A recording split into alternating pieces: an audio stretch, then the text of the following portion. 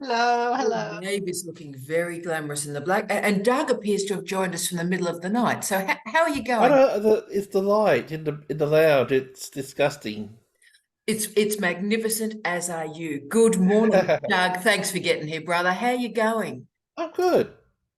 Yeah, I've got a few questions that I'll raise during the session, but well, let's get going. Oh, well, okay, that's fantastic. So, Doug, you're legendary. Queen Kate, who I've been thinking about all week, but you know that.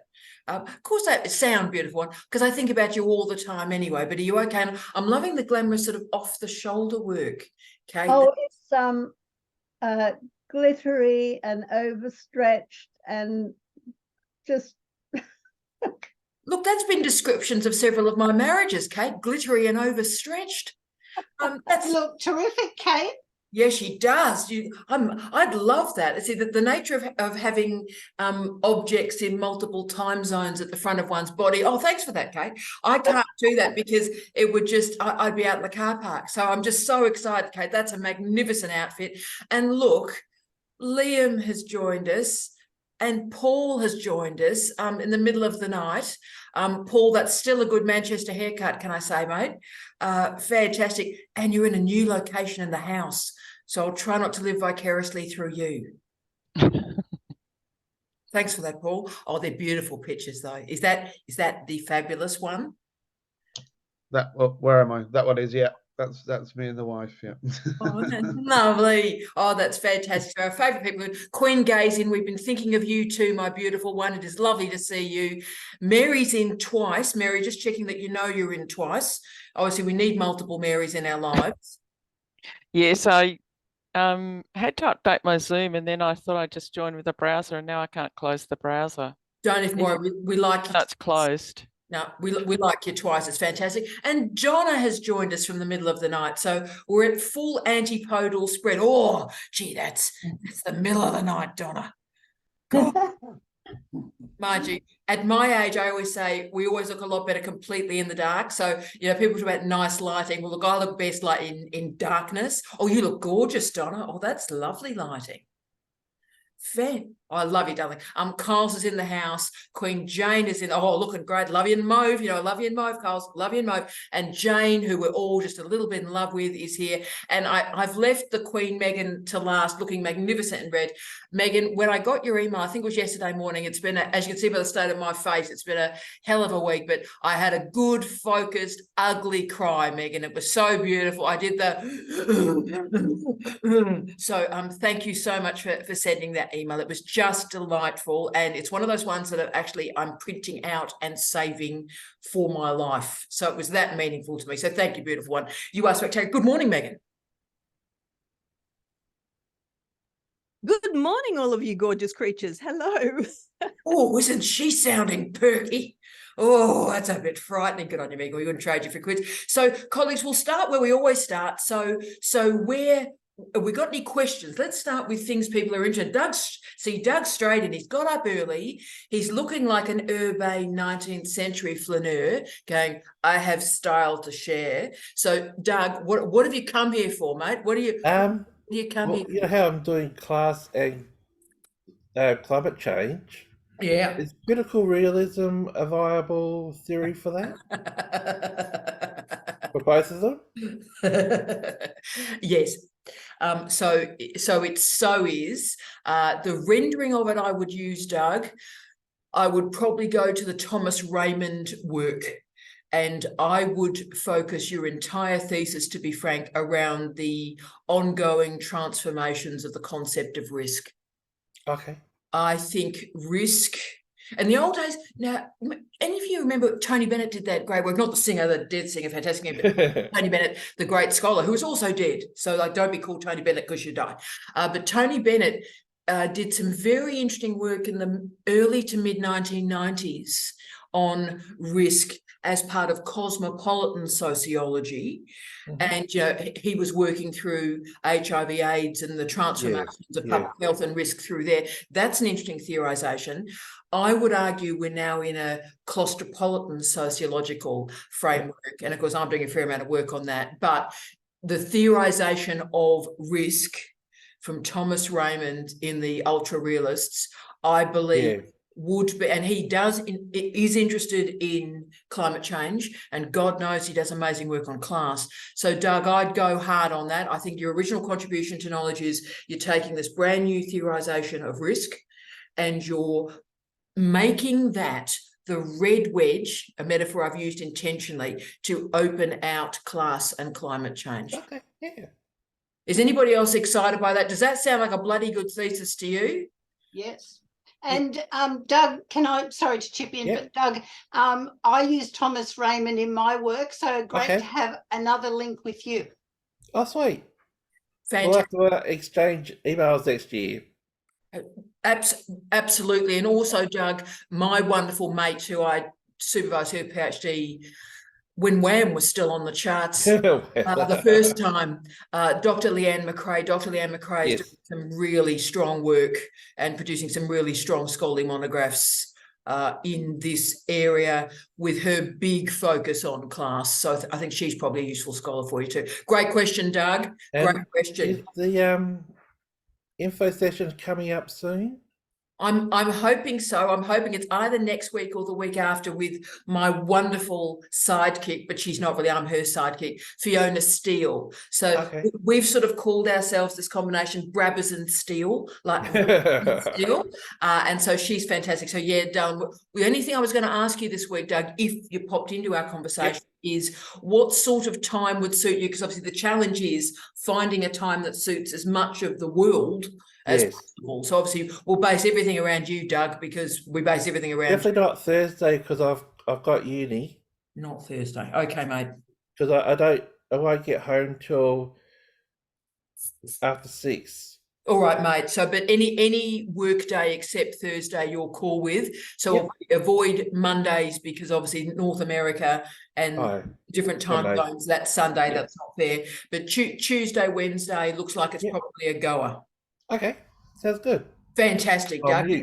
No, but other questions, darling, or is that your? No, I'll go quiet now. Oh, you don't have to. I don't like it when you go.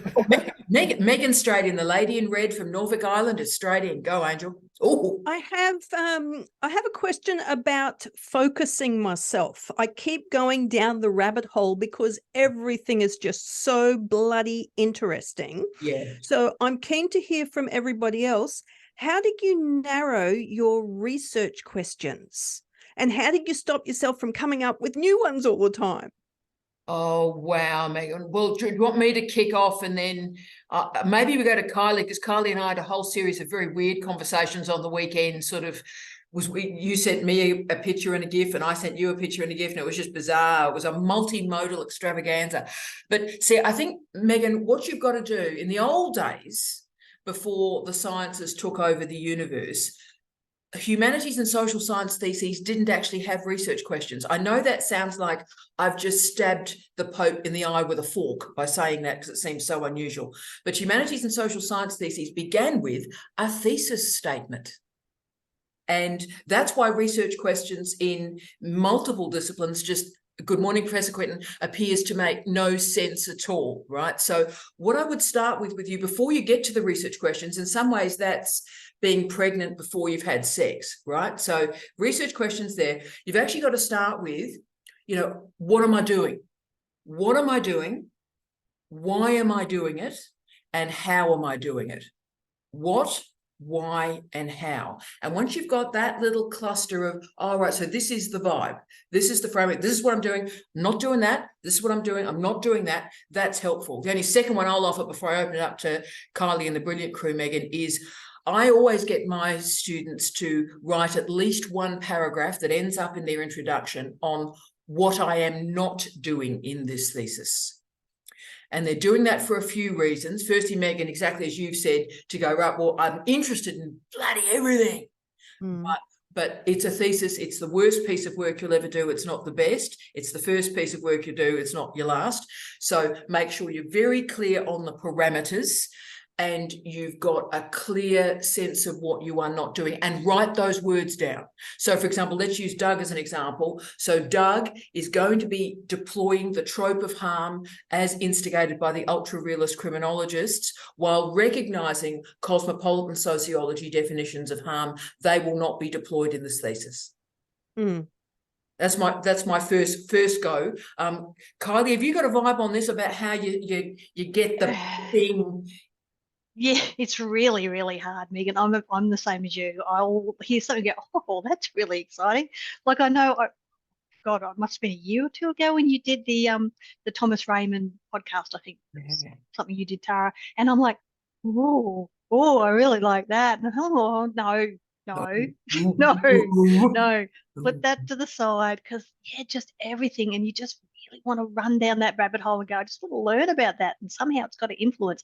And again, your thesis is getting bigger and bigger and bigger and bigger. And our little conversation over the weekend was the first time I've actually heard a podcast, one that Tara put together that she sent me, was, oh, she's actually talking about stuff that I'm doing, as opposed to going, oh, I've got to go look at that. So yeah, it's really, really hard, but you've got to be really focused and really strict with yourself. Focus on and have the questions. Yeah. Focus on keeping things as nested as you can. Beautifully well said, Kylie. And the other thing is to remember, I know when you're in the middle of a PhD, for our colleagues that have finished a PhD and say you're in the middle of a book, when you're in the middle of a PhD, I know it feels like you are dying and that you will be dead at the conclusion of it. But the one thing I can promise you is that when you submit the thesis, you will still be alive. And that means that Kylie can then write that next book on ultra-realist criminology and the impact of capitalism and hard engineering. Can I also say, following on from last week where we were talking about the proposition and the positioning and all that, I mentioned it in passing to my supervisor this week, and I said, I'm just not sure if I really need to put it up the front, and he's sort of gone, you're talking like a social science, and I'm like, yeah, I think it's great. We've got to chuck it into this engineering one. So I left it at that. We'll continue that discussion another day.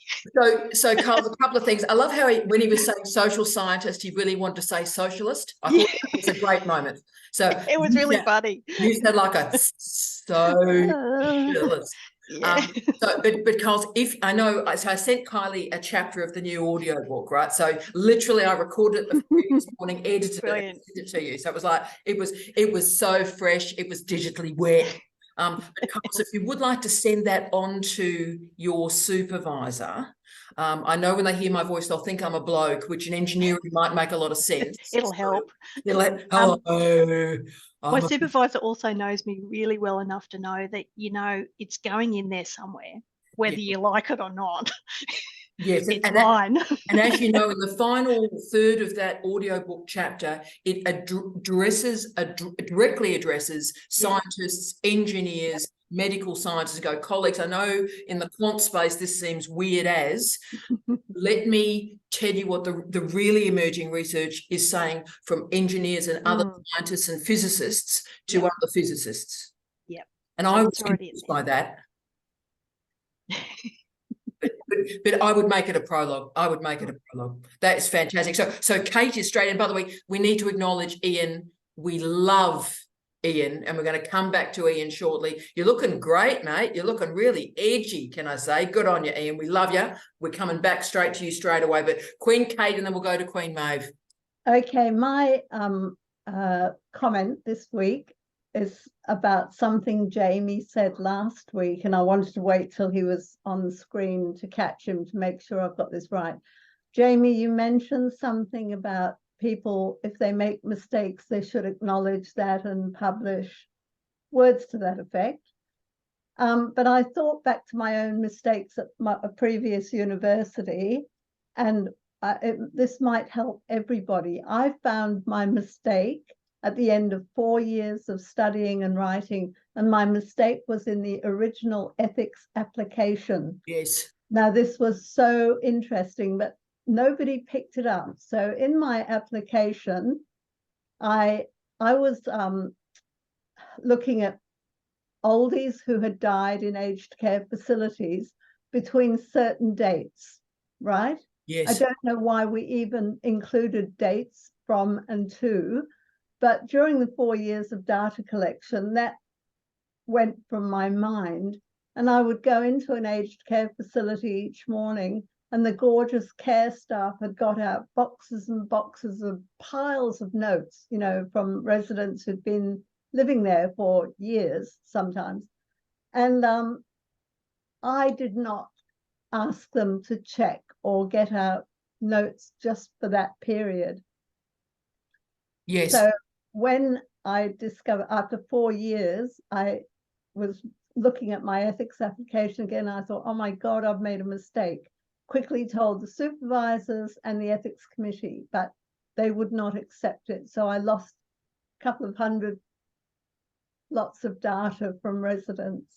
Hey, So yeah. all I want to say is that for anyone who's putting in an ethics application or is halfway through a thesis or whatever, keep checking, because I had 5 different supervisors and we didn't go back and check the original, the very original. And the first supervisor who I wrote the ethics application with, she actually left the university completely. So I was no longer with her. But had I noticed those dates, I would have scrapped the dates because they were irrelevant. But that was 4 years of work wasted. Kate, I think that's brilliant. And Donna, building on everything you said last week, and I was been deeply moved and thinking about the last couple of minutes of Digital Office Hours last week too. The ethics thing really matters. And I think the challenge of ethics is that we get our students, and all of us as scholars, we do them early as possible. In fact, you know, the advice we always give students is let's go in the first 3 or 4 months. And the challenge is you don't know really your own name at that point. You shouldn't really be able to go to the shopping centre, you know, without a carer, right? At that point, you've got no real idea what you're doing. And at that point, you're going, right, well, this is the parameters of my research. This ethics is, this is the discursive frame that I cannot go beyond. So you can see that it's going to be catastrophic. And that's why we've got to allow people to make changes and addendums and all sorts of revisions, right? Because asking someone to get their entire thesis or book organised in the first 3 months and not move beyond that, that's madness. We can do the best we can, but as you've said, Kate, you've got to use that document and continue to return to it. And if you need to make mods, ethical modifications, I'm a big fan of that. There's a special sheet that does ethics mods, and use it hard. Use it all the time to keep yourself current, Kate. You're a legend. Sorry, go, Kate, darling. Oh, you're done? Who was speaking? I was Queen Sarah. Yeah. And then Well, we'll go to Amy. I just saw that there was a hand up, but I just wanted to know about the role of the supervisor in Kate's experience. Sound, baby. Okay, you want to speak to it? Yeah. The first supervisor I wrote the ethics application with left the university after a few months before I'd even started collecting any data on our oldies who died. But to me, I didn't know about an ethics thing that you could modify, Tara. Nobody ever said that to me, because the dates were meaningless, because everyone in these aged care facilities had lived there for months and years. They all had dementia. And the dates made no difference to their care or to what happened to them developing pressure ulcers and dying. So it wouldn't have made a difference if we had changed the dates. But no. After 4 years, I left. Yeah. But Sarah, your point's a great one about supervisors. You're really you're grabbing my hand and you're nailing my hand to tables every week, for which I'm incredibly grateful. Thank you, Sarah. So in some universities, including my last university, and by the way, I'm about to go through ethics with Queen Piper, my brand new student that started yesterday at CDU. So I'll have really intense experience of this. But at Flinders, for example, the supervisor is accountable and responsible for the ethics of their students.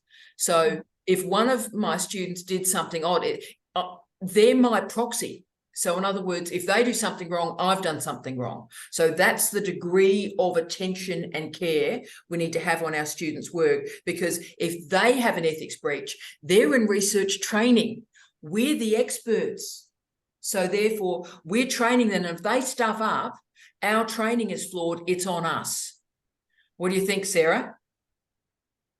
All right. Okay, well, let's quickly go to Jamie and legendary Liam. So, Jamie, of course, Kate waited for you to arrive because you are her favourite. So, would you like to speak to this, Jamie Quinton? Oh, I would. I apologise to Liam and Maeve for pushing it. I just wanted to briefly say, for people who weren't here last week, what Kate was referring to was a discussion about the failed results, the null results, the results that don't get included. And the things that I kind of said at the time were that your thesis is defined by what you don't include. Like Mozart said that music is about the spaces between the notes. But what Kate has triggered in my mind today is we are scholars, and it's about the journey of knowledge, and we have respect for that journey, and we have respect for knowledge. And developing knowledge is about having the ability to change your mind. You know, if you learn something new, you can change your position, your perspective, your opinion, and you can publish it. So if you publish what you have, and if you decide that, you know, I previously thought this way, I now think differently, you can publish an update so that you capture the stuff that you've left behind. And often the updates are more highly cited than the original bloody piece. And I think it's important to note that that is how you have the utmost respect for knowledge, which I think is something that threads us all together, no matter what discipline or background. Can I still do this? Can I still write a paper? Because I've got all the original stuff, the original data that I had to bin. Could I still, even though I'm not at that university anymore and the supervisors abandoned me, and could I write a paper? And see, now, Kate, this is the problem, because the ethics was so truncated and sharp, and a modification was never done. Yep. That's hemming you permanently in. So it's like having a pair of 1976 pants, and you might want to take them out, but they ain't going to move, right? Okay, that polyester is gone. It's post-polyester, right?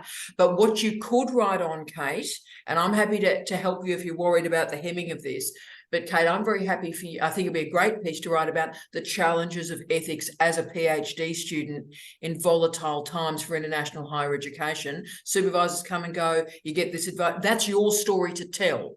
So that you could write. So I think with the subsequent 4 supervisors I had after the first one left, we should have one at a time gone through ethics from page 1 to the end. Because some of you know that I did submit after 4 years, and I got an A with no amendments from one examiner, and a D from another one with 1 million amendments saying I didn't have enough numbers. Well, at that stage, I didn't have the numbers because I lost so many, a couple of hundred patients. But it was never an epidemiological numbers thesis anyway. It was a prevalent study of pressure ulcers in aged care facilities. And nobody had it right. And I didn't have a statistician working with me because I was told the university, this huge university in Sydney, didn't have a stats person who could help me. So I had to pay for an outside statistician to work with me. Just ridiculous. Hey, darling, it's a horrific story. Well, you know the story too. Look, I do. And the thing is, as I keep saying to you, and I do my little happy dance at least 3 or 4 times a day where I go, those dreadful supervisors for Kate were wrong. I do my little wrong happy dance, wrong. And so, Kate, the thing now for you is to find ways to recognise you've got your thesis. It's a PP, it was a different journey. We are proud of you. And now to try and heal yourself, Kate, to actually think about this in a different way. When you think about the past from a position of success, I think that puts a different lens on it, that when you're sitting, you think you have failed and you're sitting in that shame and blame space and reflecting on the back. I think that's hurtful. Now, from a position of success, I think you can reflect on those issues in a different way, my queen. And that's thanks to you, Tara, for taking me on. And No, you've It's allowed a me completely different thesis, completely completely different. different thesis, but you've allowed me to do the happy dance every day. Happy dance. Happy. Now, should we find out what the legendary Liam has to say to us? Because this is going to be unbelievable. And like, I've had to have him waiting. So his brain in the middle of the night is going, what is my name? What am I saying? My hand is up. Liam, talk to me, brother.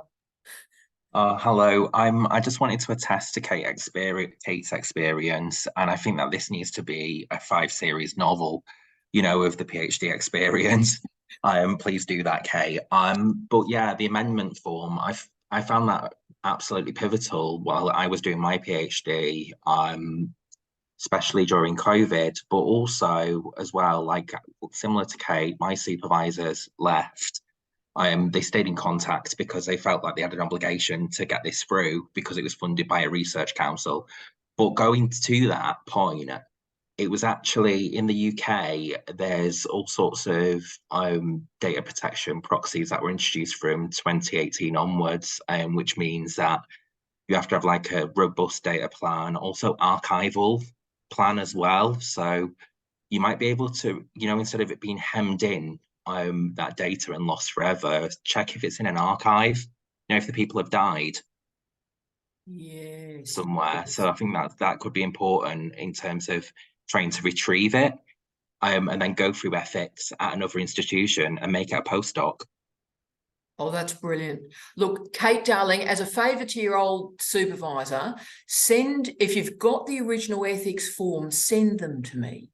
You send them to me, and look, maybe send them to Liam. We'll all have a chat as a family and see what we reckon. Because Liam, interestingly enough, I was in a gig a couple of days ago. Australia is about to replicate the UK digital plan with a focus on high degree students for obvious reasons, because it's research integrity, and also you don't want to keep funding people gaining the same data set. You might as well have non-reactive data sets and use what already exists. Absolutely. I would also say as well, something with the ethics plan, it was a 6-month process because I was doing research with young people who were in very vulnerable situations.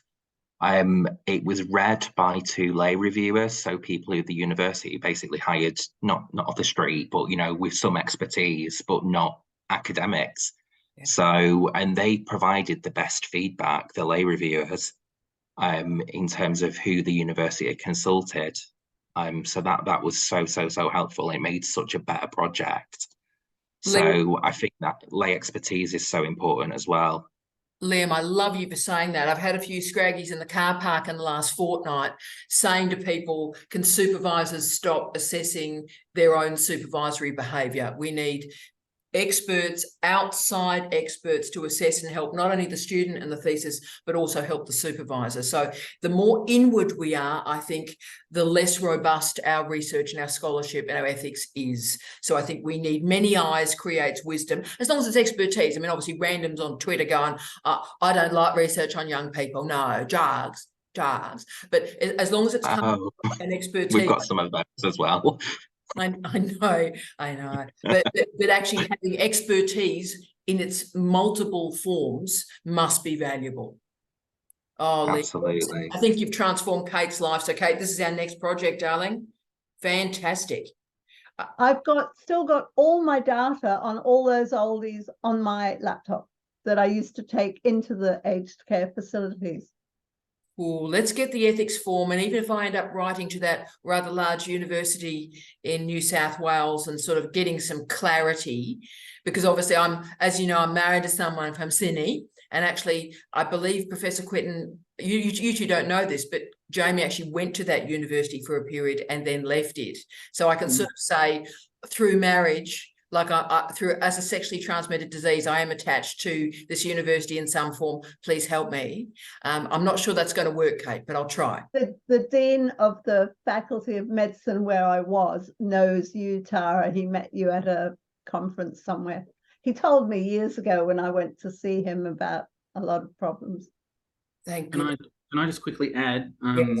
With your old data, it will be about the code of authorship and who owns what. Oh, okay. I won't do anything with that. Oh no, well we might be able to, but Jamie, let's go through. Let's be like one of those little dogs doing one of those obstacle courses, right? Let's go over the first one, which is let's look at the ethics and what Kate assigned. Then let's look at what she's got. Look at her relationship with the former institution, and then look at the data set. And as Liam said, that's a brilliant thing. If that data set has been lodged somewhere public, which is sort of a requirement now, then it can be deployed. But let's, I think, go through one step at a time, Jamie, and see what can be used. And at its smallest, Kate at least can write a really strong piece on ethics and what goes wrong. Because I would like to claim that PhD as a full PhD for that reason and other reasons as well, that I'll talk to you about in private. Yeah, an A with no amendments. I mean, that's got to be stand for something, hasn't it? the trouble is, and of course, I'm next Thursday I'm recording a new outrider on examiners.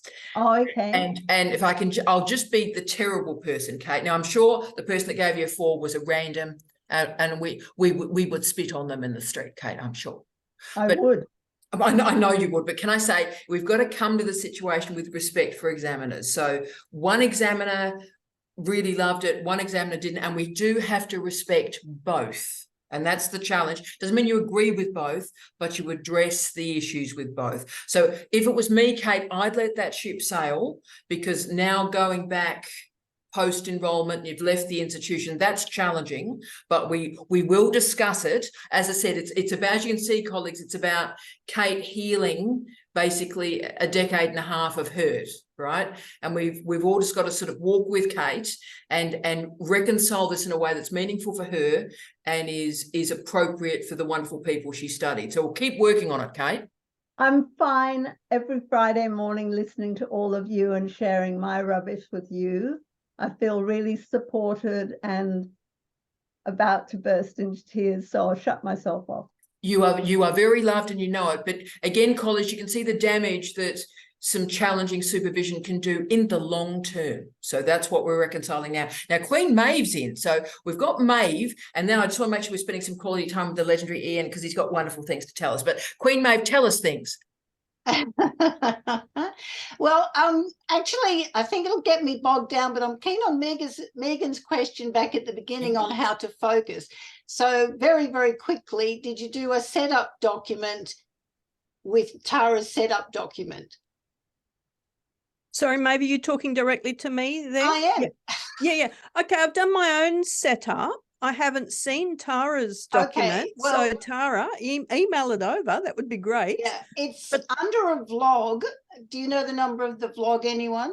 Hell no. But what I will do, Maeve, God, dull. It's like, you know, there's too many damn videos now. Megan, you also mentioned it recently in one of the newer ones too. Yeah, look, I did. Yeah. And can I say Piper did hers, and we had an hour-and-a-half meeting yesterday and talked about it. So my God, it does work. And we basically cut a year off her candidature by doing this document. So Megan Dallin, what I'll do is I'll send you the actual document in a Word form. And in a PDF form. Oh, Sarah, do you want it too, babe? Oh, mate, all right. I did send it around to CDU crew, I think about 2 months ago, but we'll see. And there is sort of a video, a how-to guide. So it's there is. Wonderful. Yeah, thank you. And it really does focus you. And as I said with Piper, we tried it yesterday. Her thesis is now organised. Week 1, meeting 1, her thesis is now sorted. That's how good it is.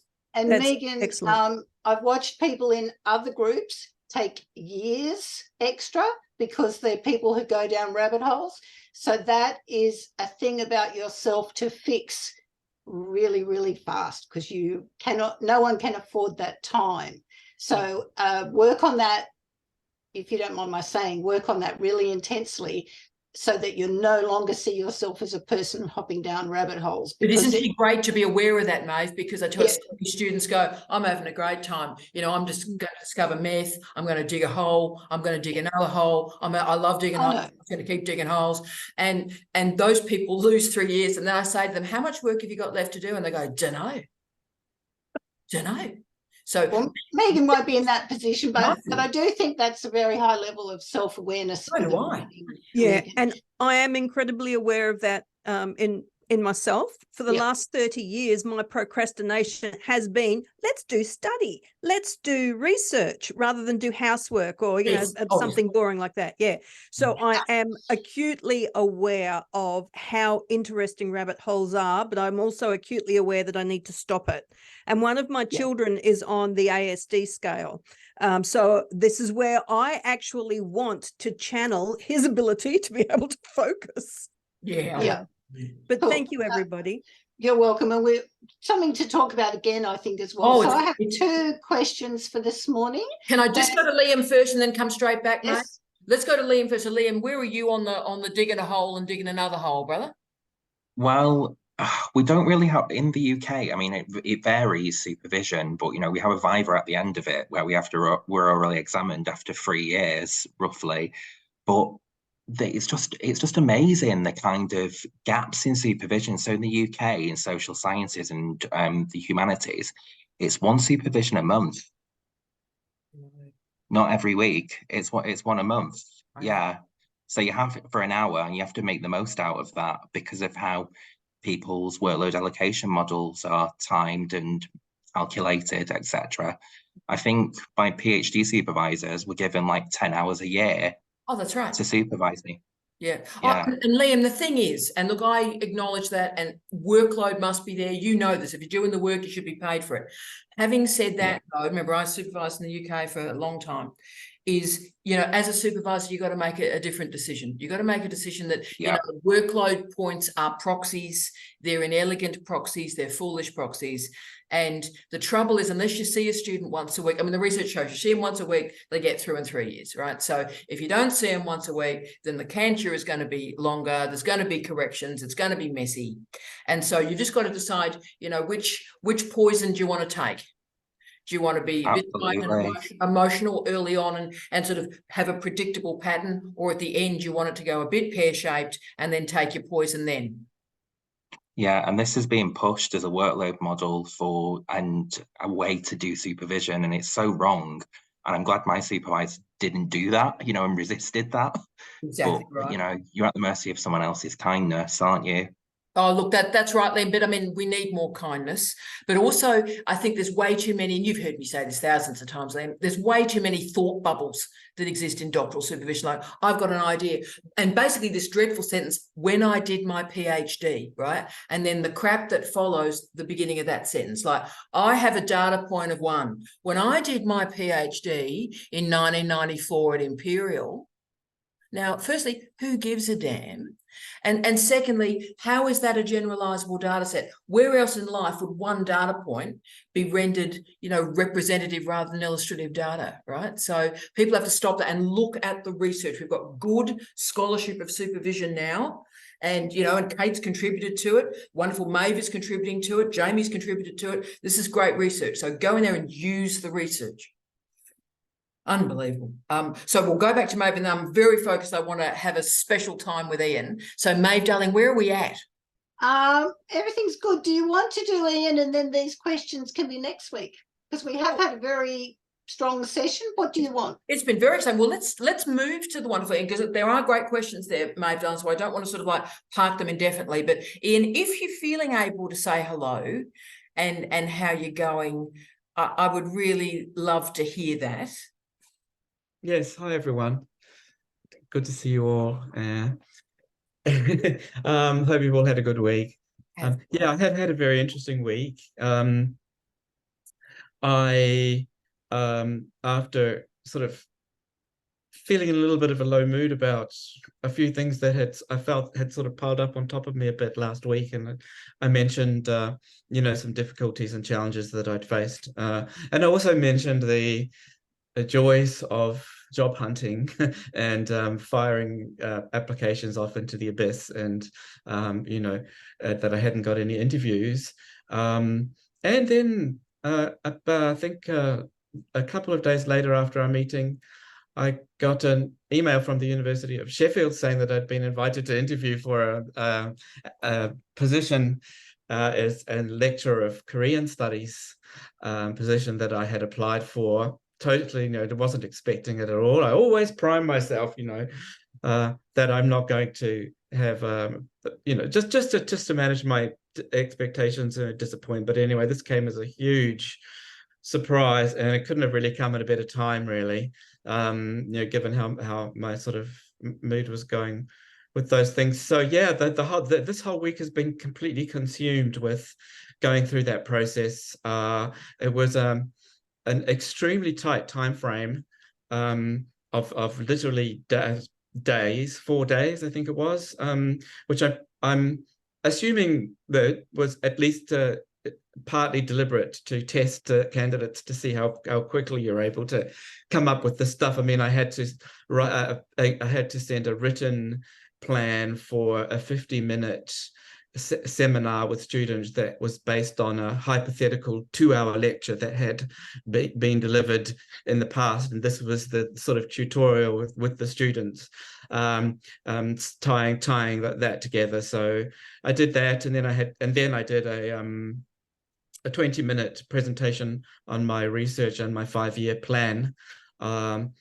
which I had to record with sound, with my voice, and then prepare for the interview. All of that within a space of 4 days. It was just completely nuts. But luckily, as we were just quickly mentioning before, I do have a bit of a superpower, and that is ADHD. So when I have a deadline and I hyper focus, then I get it done.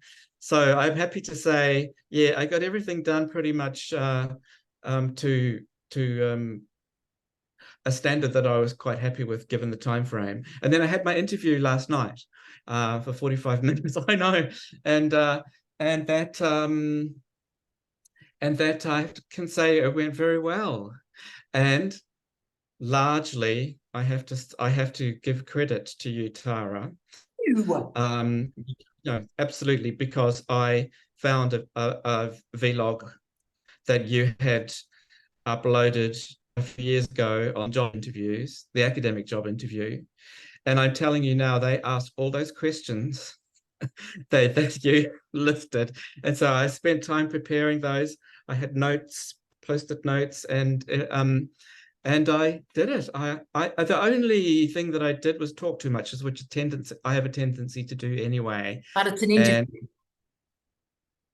Yeah, well, that's right. But anyway, I don't know whether I'm going to get the job. Obviously, the competition's tough. They said they're doing a lot of interviews, but they said that a few times during the interview, they said my answers were excellent. And I was just, I don't know, for some reason or other, I was on a bit of a roll. So fingers crossed. Ian, so firstly, everyone, we should just, for Ian, I mean, this is the Ian week, this one. And it is an amazing story, Ian, that when a door closes, a window opens, and you don't want to be weird hippie on it as the old goth, but my goodness me, Ian, you deserve it. I keep on believing, and maybe it's delusional rubbish, but if you just keep putting yourself out, you just keep putting yourself out there, and you just keep having to go, and yeah, people knock you about and you end up in the car park and stuff. But if you just keep showing up, something will happen, right? And Ian, you kept showing up, brother. Oh, this is amazing. So Liam, I mean, obviously Liam, Paul, and beautiful Donna, you may be getting a guest in your part of the world, but Liam, the interview processes in the UK are very, very, very messy. Yeah, Ian, that is absolutely amazing. I used to work at Sheffield University, and there is a lot of Antipodian colleagues in that particular department, so you'd be right at home. So yeah, seems like a good vibe, even just with the selection panel during the interview. Yes, it was. And Ian, if you've done a bad one, and by the way, that training for interviews, I don't know, that's got people thousands of jobs. I didn't realize, it's only because I've just done it so often, as the person being interviewed, and I've just gone, here are the questions that you ask, and people have got the job. But Ian, I think when you're in an interview when you've done a bad one. I don't know what colleagues think. I think when you go, oh, this is a slow train wreck, this one. Oh, this is bad. You know the bad ones. And I think as long as you've got some efficacy, you know you've done pretty well. So I think that's a great sign. But Paul, any comment on the UK interview process and what's happening? Because obviously I'm involved in it, but outside of it for a few years now. Yeah, it's really hit and miss. I think there's a real scramble with what's going on with our unions at the moment. There's a scramble for staff, but a scramble in no one really knows what they're looking for. I don't think in the UK. I don't know what you think, Liam, but they're just kind of like lemmings, just jumping around. There's no real sense of what they're looking for. There's no real sense in kind of a rigor in what they're looking for. Certainly in the universities that I've worked in, they jump between wanting professionals without PhDs and they want people who've only got PhDs. So the ballpark's changing all the time. And luckily, I got a job when they wanted professionals without a PhD, and then I've rectified that bit afterwards. But it's a funny world in the UK at the moment, and I think with the joys of the unions, it's just thrown it even more fire, and it's a nightmare. Yes, I know that there's been a lot going on in the sector, and I was also fortunate because I have a colleague who works at the University of Leicester who I was able to ask for advice, and she gave me a really extraordinarily helpful list of things to consider and prepare for the interview in terms of funding and outputs, assessment of research outputs, under the higher education. And Ian, there's no doubt colleagues, we all know this. I remember Steve Walsh used to say it to me too. In job applications, they have this laundry list of the requirements, the essential criteria. Like Jesus Christ would not have those requirements. So, and that's meant to put people off. Now, what's now happening, as Paul and as Liam have said, it's all very unstable now. So what's happening now is ads are going out and they're not getting fields. Right. So this is very amusing. So people are desperate for work because they're looking at going, I've only got half of those. It's just not worth it. Not going to mentally put myself through it. And of course, then because nobody's got it, because Jesus Christ hasn't got it, no one applies. And so people go, I wonder why there's not a field. So that's what's happening. To wonderful Liam and then to our Kyles. Go, Liam. Yeah, I've been for a few interviews in the last 18 months. I'm post PhD and, I'm going into my second post now. I'm post PhD and I've been very fortunate. They're both permanent gigs. Well, nothing's permanent, but, it's advertised as an open-ended contract. But yeah, I've noticed, so I've seen the competition who have got the jobs, for the things that I haven't been appointed for, and they've met none of the criterias. Like some haven't even had a PhD, and it's just like, have they got them in for like cheaper labor, or is it somebody who they know? And it's just like, oh, okay. Yeah. So that's happened, and then there's been issues with contracts. So, for example, being in a B-level lectureship, I have to give 3 months notice on my other job, and they're like, 3 months notice, 3 months, 3 months, yeah. And I'm like, yeah. And they're like, oh. And then their faces just drop. And then that you've lost a job in the interview process because they won't wait that long. Oh, is that right? Well, that's interesting because I'm in Yeah. between jobs, and I did notice that yeah. they asked me when I was available, and I said, well, I'm available for immediate start, really. I've just finished my postdoc contract at Auckland University, and I'm here. I'm just having a rest period, and so I can fit in with the needs of the university. And their faces actually noticeably lit up. So maybe that was why. Oh, it's unbelievable. But Liam, well said. It's just sort of madness. And look, in Australia, Liam, there is again, it's one of our T-shirt slogans, Kyle. You hire a mate, right? So you just dial a mate and you hire a mate. Now, I think anywhere between 40 and 50% of jobs in the Australian higher education system hire a mate, dial a mate.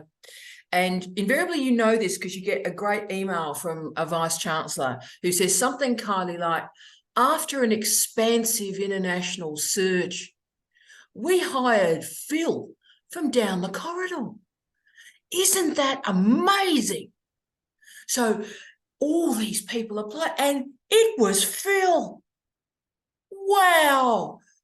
Congrats, Phil. Now, is anyone else? That's hundreds of times we see that. And so that's the thing, Liam, is like you go, well, that person's unqualified, you know, why wasn't it me? But then you look at them and you go, wow, he shouldn't be allowed near other humans. And then you realize that's Phil from down the corridor, right? Yeah, I've seen a few Phils from down the corridor in my career. Yeah. And it's not all the universities that I've auditioned at or been for an interview at, but it feels like they put you through your paces and they've already made that decision. Yeah, you know, and they do that, Liam, so they can write that second sentence after an expansive international search, right? So that's why that's why poor buggers are put through their paces so they can say, oh, look, all these people applied and they're pretty good. But then there's Phil, Phil, man. Yeah, Phil, right? So that's, you know, and Kylie nodded all the way through that. So Kylie, I think you've seen that a bit too, Kyles. Yeah, not long after I dropped into the university sector, I was on 2 panels and I thought, oh, that's good. I've done panels in industry all my career. Let's see how different this is. And on both of them, after the first interviewee, and sorry, I don't want to bring you down or anything, Ian, because that's great news, but I was blown away because there was a discussion after the interviewee and they were saying, oh, but they haven't got this, they haven't got that. And I'm like, we're not asking for that. What? And then they're like, oh, but this person could do this. And I'm like, do you not even, and I said this, do you not even know what you're looking for? And there was silence. And I'm like, okay, then. So, yeah. But if they were looking good and nodding and saying it was excellent questions, Ian, that's usually fairly good. That's a good sign. But Carl, I think that's a really well said thing because obviously I've seen this so often when and I'm looking at JB Quinton too, because we have both seen this, when an outstanding candidate appears and has all the criteria and does a great interview and does a great presentation like Ian's done, then the panel want to hire Phil from down the corridor. And Phil doesn't have the actual position description criteria. They have to invent stuff. So they go, oh, I know Michael's excellent, but see, Phil's got this. Now, what Phil's got has nothing to do with this job, but they invent arbitrary stuff, right? And that's why what I've increasingly seen, colleagues, is that universities, I can't speak to other employers, but universities are controlling the shortlist. So when a really, really great person, a really top end of town person applies, and they want to give it to Phil down the corridor, and there might be some form of public presentation, then what happens is they control the shortlist.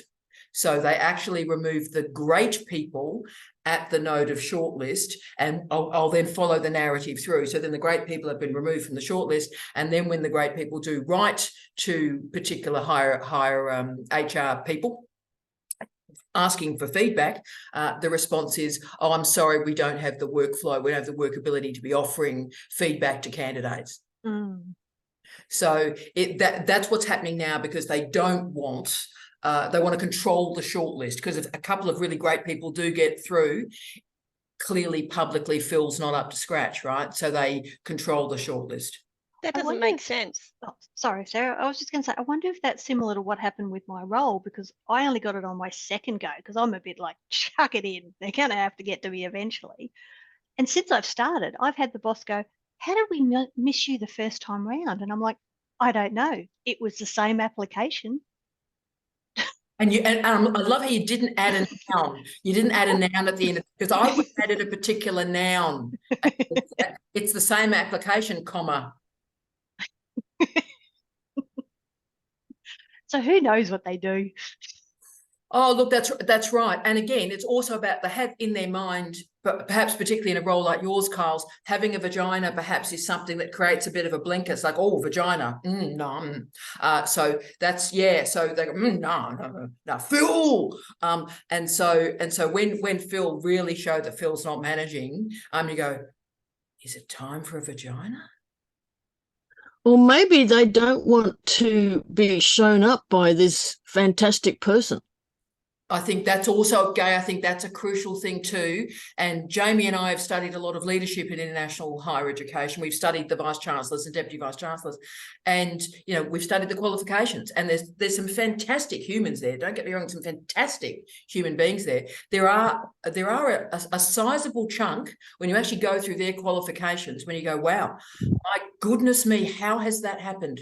By any criteria. In Australia, we now have 2 vice chancellors without PhDs, vice chancellors without PhDs. So what's that vice chancellor going to do? Number of they're hiring DVCs and PVCs. Go, Gay, talk to me, darling. the number of times I have applied for a job and been told I'm overqualified is immense. Yeah. Which is absolute rubbish.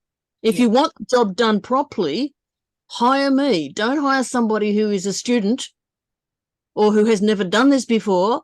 Hire me because I can do it. Yeah, and I would hire you, Gay, but of course, the trouble is when you've got a woman like Gay who can do it, it hurts Phil's feelings, right? Yeah, so it hurts Phil's feelings. So we can't allow that to happen, Gay. So that's what's occurring. But Sarah, straight to you, my darling one. Where are you on this journey? Because of course this is part of what you're researching too. Well, it's funny because I've been at CDU for a long time, and I'm not suggesting this is a CDU specific story, but it certainly is a story that's topical in this conversation. So first of all, a few years ago, they stopped the practice. They decided that to hire people, they would have the job interview would be in the staff room and you'd have to do a presentation. So they got 5 candidates to explain what they're good at, and all the staff went, oh, it took it really seriously. We thought, yes, we've finally got some kind of agency and we can pick the right person. Yeah. So there was a standout person and she was amazing, and there was no question that she was the best for the job. And there was some pretty really inappropriate people that were applying, and there was one particular presentation that we were all looking around going, is this a presentation? Is she going to stop? This is crazy. We don't even know what she's talking about. It was complete babble. It was really crazy. Anyway, so we thought we had the license to give our opinion, and it was unanimous. So that person that we chose got the job, great. But so did every other candidate, including the nutter. It was amazing. That's a technical phrase, colleague. Right. But I'm just interested because we've got this conversation, and I'm sure it happens in every workplace. These crazy can't make sense of what on earth your selection criteria was. But it doesn't. That argument runs counterintuitive to how CDU managed to get you. How did they get you? Oh, that's very well, Dal. There are many reasons for that question. I'm very fortunate and thankful that I got this job every single day. I feel grateful to be here. I think it's a lovely job, and the students and the staff are lovely.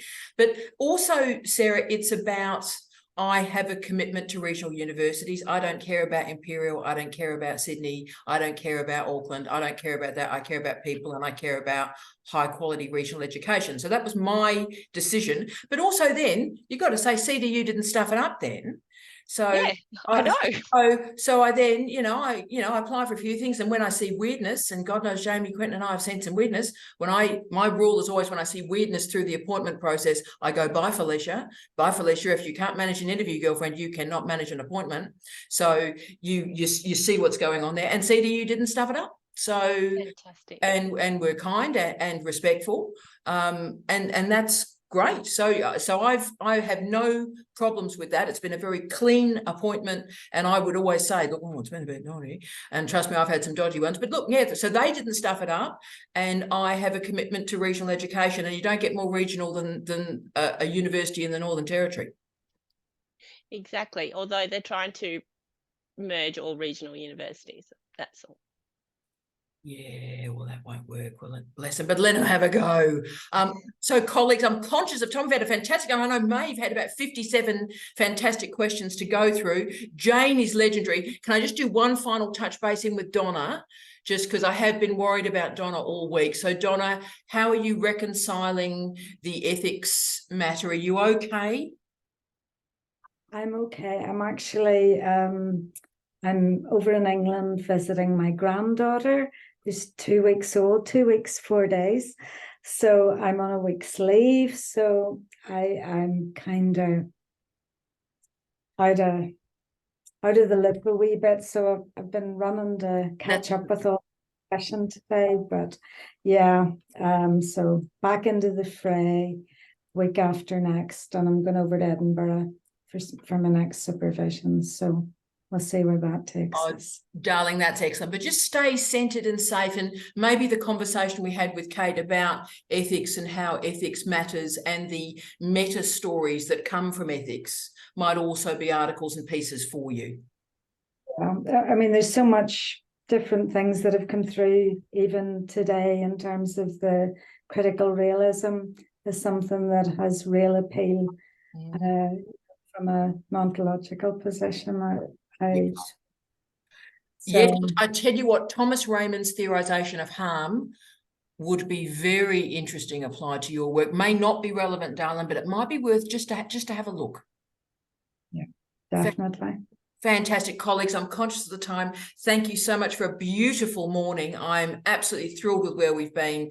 And Ian, Ian's still with us. Ian, we love you, mate, and we are so proud of you. I feel like bits of me are in a different time zone with happiness, Ian. You are a wonderful human being and you deserve it, brother. You deserve it. See you soon, colleagues. So a lot of you see you at Right Club. Bye-bye. Bless them.